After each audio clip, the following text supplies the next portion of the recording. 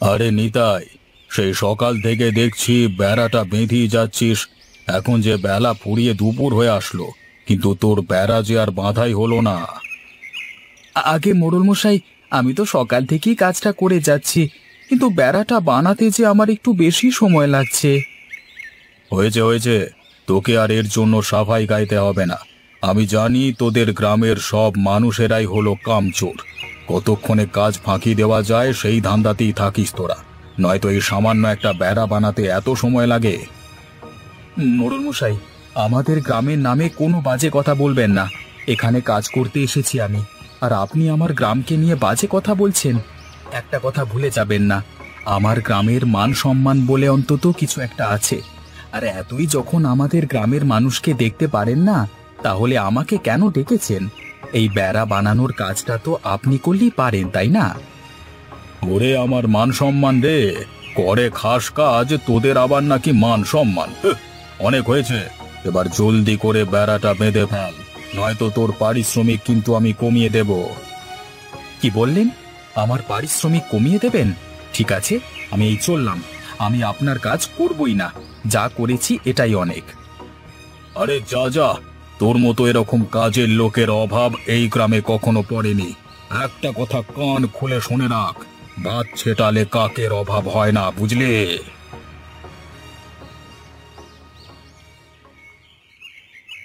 কেটে কুচি কুচি করব। ওরে দেখা না, তোর কত হিম্মত আমি দেখবো। হ্যাঁ, তুই আমার গায়ে হাত দিয়ে দেখা, তুই আগে দেখা। আরে এ কি ভাই, আপনারা দুজন এ পথের মাঝে ঝগড়া করছেন কেন? আপনাদের কি এমন হয়েছে যে পথের মাঝে আপনারা এরকম মারামারি করছেন? আরে দাদা দেখুন না, গ্রামের এই পথ দিয়ে হেঁটে যাচ্ছি বলে এই লোকটা আমার গায়ে পড়ে ঝগড়া করছে। গায়ে পড়ে ঝগড়া করব না তো পায়ে পড়ে ঝগড়া করব? তোর বাড়ি হলো ওই পূব পাড়া গ্রামে, তুই কেন আমাদের এই দক্ষিণ পাড়া গ্রামের পথ দিয়ে হেঁটে যাচ্ছিস? আরে থামুন থামুন, আপনারা দুজনই একটু থামুন। চাচা, এই গ্রামটা আপনাদের বলে এই গ্রামের রাস্তা দিয়ে কে যাবে আর কে না যাবে সেটা তো বলবার অধিকার আপনার নেই, তাই না? তুমি কে? কোনটার অধিকার আছে আর কোনটার অধিকার নেই সেটা বলবার তুমি কে হে? চাচা, আমার নাম রফিক। আমি শহর থেকে আইন নিয়ে পড়েছি। এই দক্ষিণ পাড়া গ্রামে এসেছি নানা বাড়িতে বেড়াতে। ও বুঝেছি, কিন্তু এই গ্রামের রাস্তা দিয়ে আমরা পূব পাড়া গ্রামের কাউকে যেতে দিই না। দেখুন, কে যাবে আর কে না যাবে এটা নিয়ে ঝগড়া করলে আপনাদের দুজনেরই ক্ষতি। এতে করে আপনারা অহেতুক বিষয় নিয়ে ঝগড়া করে নিজেদের মূল্যবান সময় নষ্ট করছেন। এভাবে তো কখনো ভেবে দেখিনি, আজকে তুমি আমার চোখ খুলে দিয়েছো বাবা। দাদা, আপনি আমাকে বাঁচালেন। আমি এখন যাই, আমাকে আবার শহরের ডাক্তারের কাছে যেতে হবে।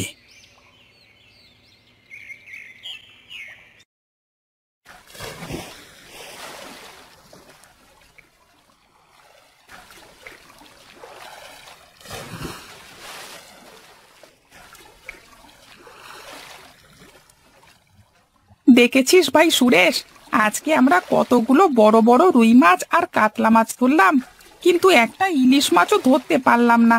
সব ইলিশ মাছ নদী থেকে গায়েব হয়ে গেল নাকি? ইলিশ মাছ তো আজ প্রায় বছর খানেক ধরতেই পারছি না। ইলিশ মাছ তো আর মাছ নয়, মনে হচ্ছে এই ইলিশ যেন সোনার হরিণ হয়ে গেছে।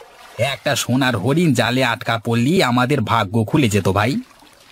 সে আর বলতে হয় নাকি, বাজারে দেখছিস না ইলিশ মাছের দাম কি? এক একটা ইলিশ মাছ বিক্রি করে 1000 টাকায়। যদি আমরা কয়েকটা ইলিশ মাছ পেতাম তাহলে আমাদের কপালটাও খুলে যেত। আরে থাম ভাই রামু, ছেঁড়া কাঁথায় শুয়ে কি আর লাখ টাকার স্বপ্ন দেখা মানায়? আমাদের কপালে বুঝি ইলিশ মাছ নেই রে।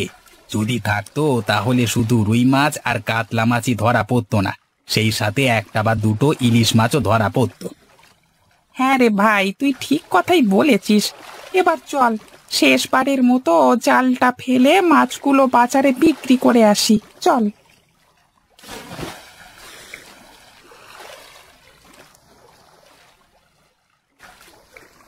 হ্যাঁ, আরে ভাই সুরেশ, দেখ দেখ, একটু আগে ইলিশের কথা বলতে না বলতেই এবার কত বড় একটা ইলিশ মাছ ধরা পড়ছে। এবার বুঝি আমাদের কপাল খুলে গেল রে। হ্যাঁ রে ভাই রামু, তুই ঠিক কথাই বলেছিস। এবার জলদি করে চল, বাজারে গিয়ে ইলিশ মাছটা বিক্রি করি।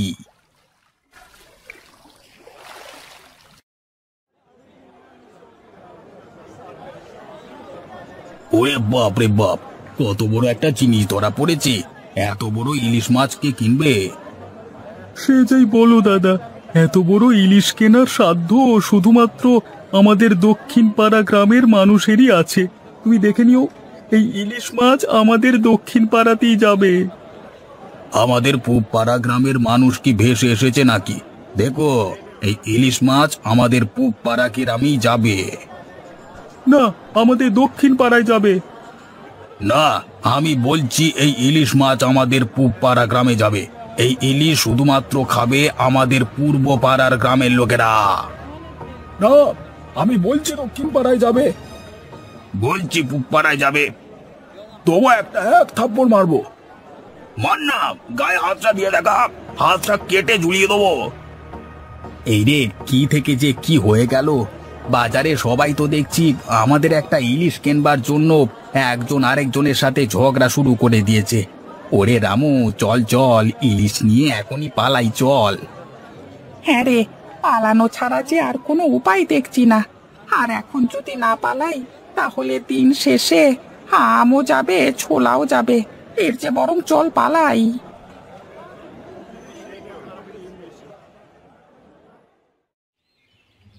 এই ইলিশ অনেক বছর পর ধরা পড়েছে, আর তাই এই ইলিশ খাবে আমাদের দক্ষিণ পাড়া গ্রামের মানুষেরা।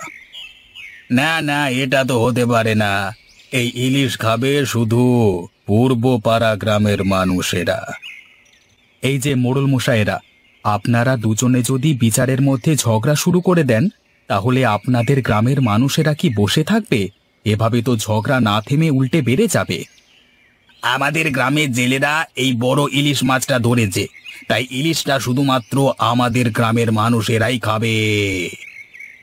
আর ইলিশটা যে ধরা হয়েছে আমাদের গ্রামের নদী থেকে, সেই কথা কি ভুলে গেছো?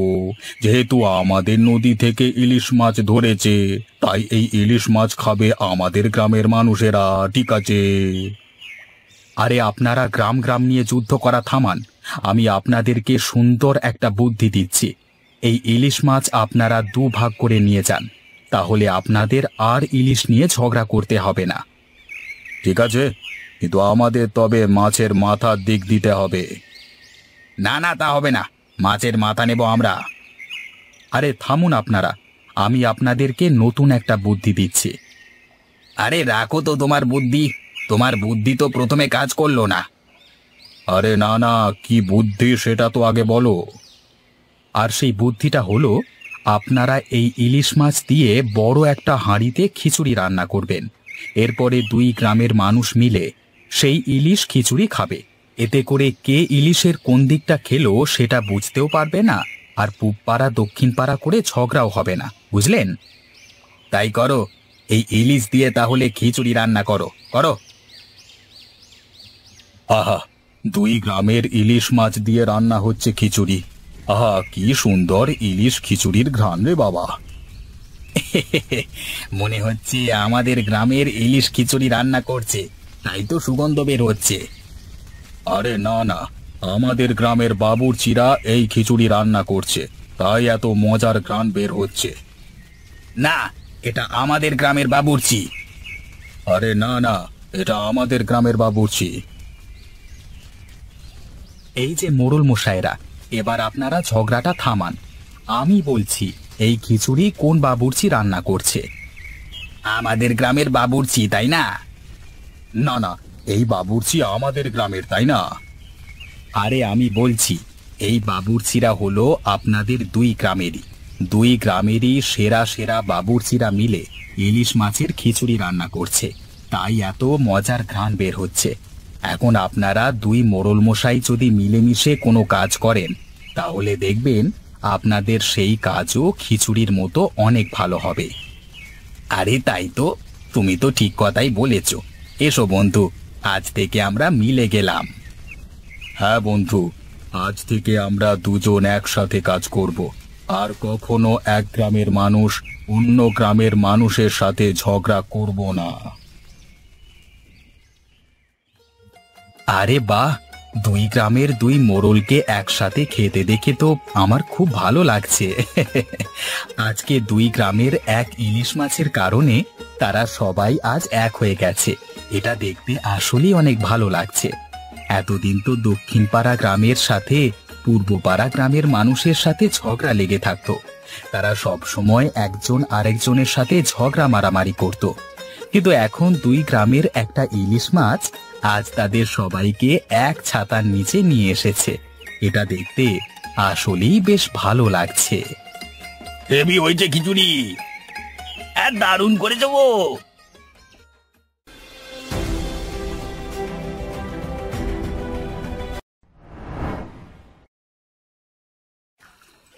চলো চলো তাড়াতাড়ি, নইলে ওদিকে জল পেতে দেরি হয়ে যাবে। হ্যাঁ হ্যাঁ বৌদি, তাড়াতাড়ি চলো।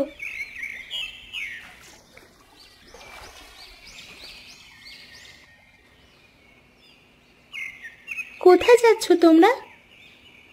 বৌমা, সেসব কথা পরে হবে, আগে চলো তাড়াতাড়ি, নয়তো আজ সারাদিন জল না খেয়ে কাটাতে হবে।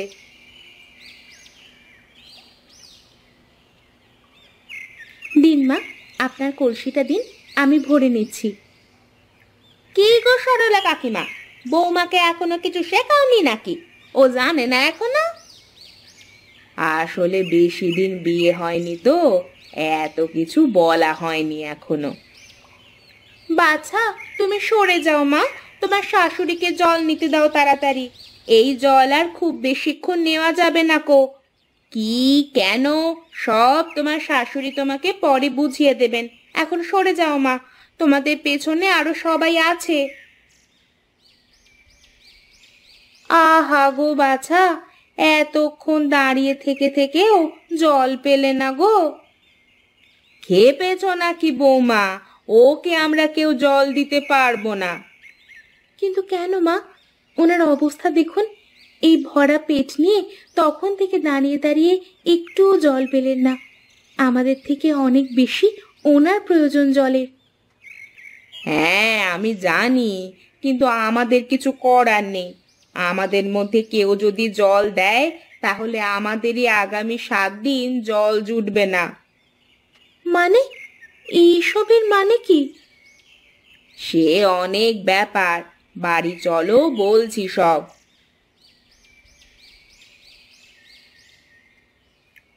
বৌমা, কলসি দুটো রান্নাঘরে রেখে এসো বরং, আর পারলে একটু চা করো তো।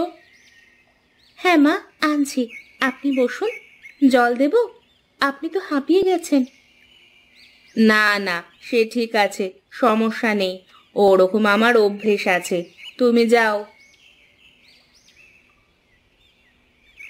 আমি জানি তোমার মাথায় অনেক প্রশ্ন ঘুরছে। এসব কি, কেন, এরকম অদ্ভুত ব্যাপার স্যাপার কেন ঘটছে, তাই তো? না মা, আসলে সবকিছুর ওপরে আমার মিনতির ব্যাপারটা খুব খারাপ লাগছে।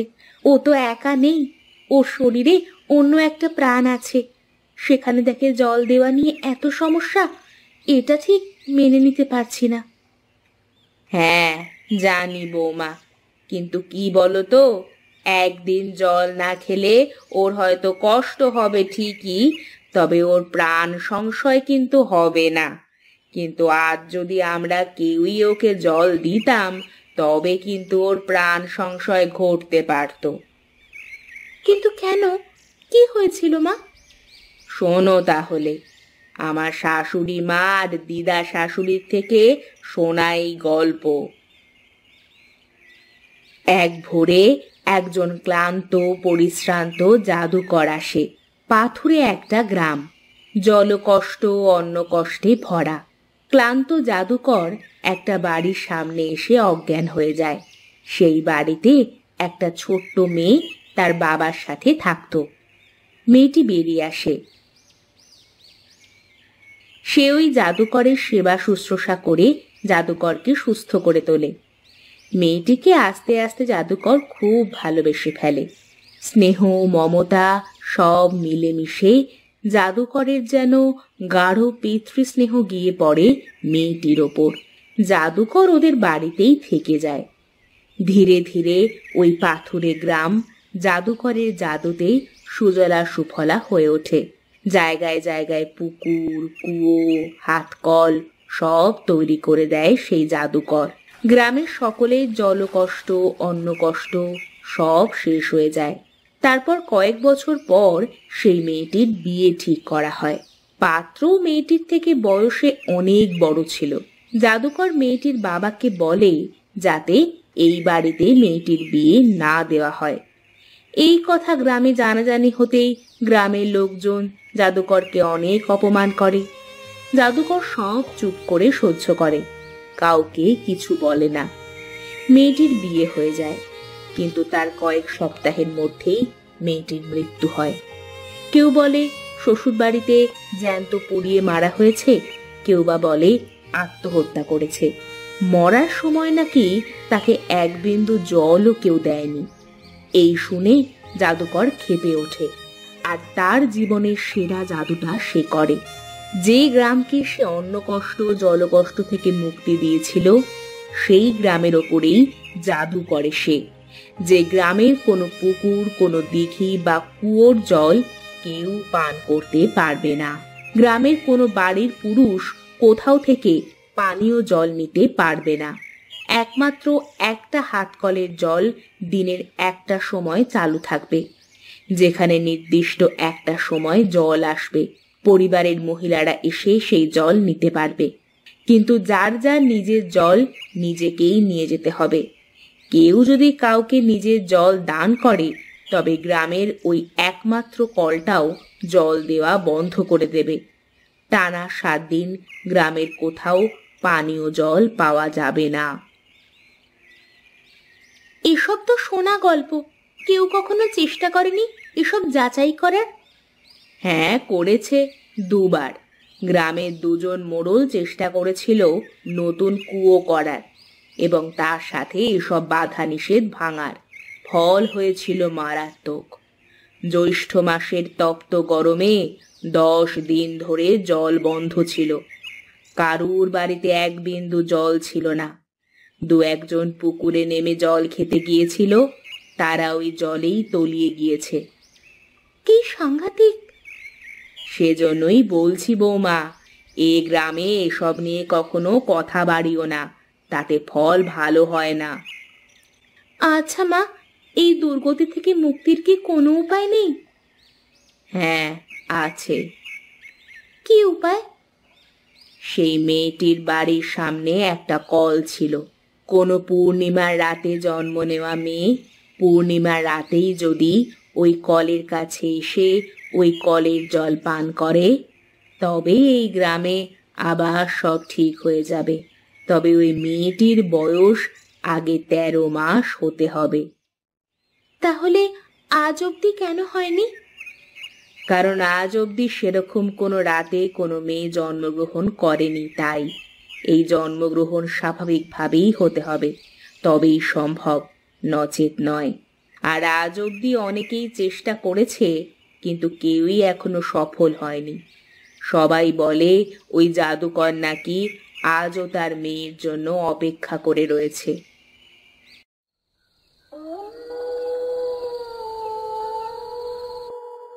সকালবেলা গ্রামের সব মেয়ে বউরা লাইনে দাঁড়িয়ে আছে জল নেওয়ার জন্যে। মিনতিও এসে দাঁড়ায়। নতুন বউ তাকে দেখে নিজের জায়গায় মিনতিকে দাঁড় করিয়ে দেয়। মিনতিকে দেখেই বোঝা যাচ্ছিল তার সময় প্রায় আসন্ন। তার চোখ মুখ শুকিয়ে গেছে। এক এক করে সবাই জল ভরে নেয়। মিনতিও নিজের কলসিতে জল ভরে। জল আসা বন্ধ হয়ে গেলে সবাই যখন চলে যেতে শুরু করে, ঠিক তখনই মিনতির চিৎকার কানে আসে। সে একটা পাথরের ওপরে বসে চিৎকার করছে যন্ত্রণায়। গ্রামের সব মেয়ে বউরা নিজেদের কলসি, বালতি সব রেখে মিনতিকে ঘিরে ধরে। মা, আজ পূর্ণিমা না? হ্যাঁ, আজ পূর্ণিমা নিশি। সেজন্যই তো সকলে বুকে আশা নিয়ে এখানে দাঁড়িয়ে রয়েছে। আজ যদি আকাশে চাঁদ ওঠার পর মিনতির মেয়ে হয়, তবে খুব শিগগির এই গ্রাম মুক্তি পাবে। দুপুর গড়িয়ে বিকেল হয়। এক নাগারে মিনতি চিৎকার করে যায়। ধাইমা মাঝে মাঝে গরম জল নেওয়ার জন্য বেরিয়ে আসে। মিনতির বাড়ির লোকজন সহ গ্রামের সবাই উৎসুক দৃষ্টিতে তাকায় তার দিকে, কিন্তু ধাইমা মুখ কালো করে আবার দরজা বন্ধ করে দেয়।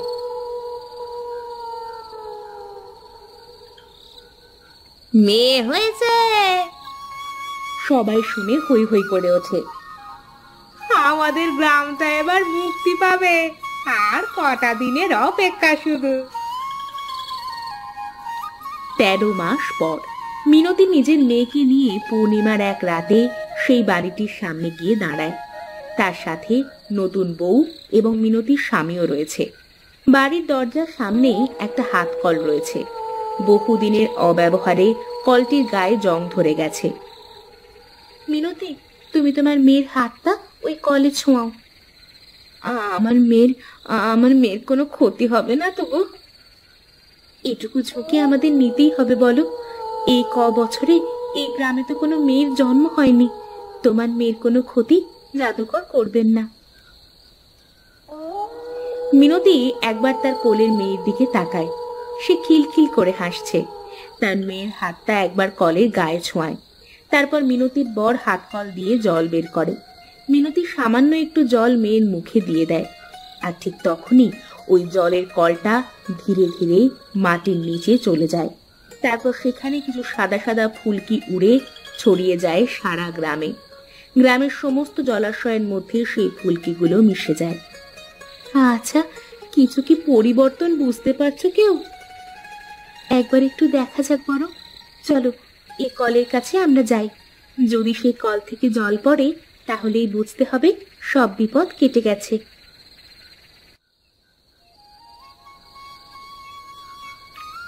হ্যাঁ, জল পড়ছে। এবার মিনতির স্বামীও দেখে একবার। হ্যাঁ, জল পড়ছে।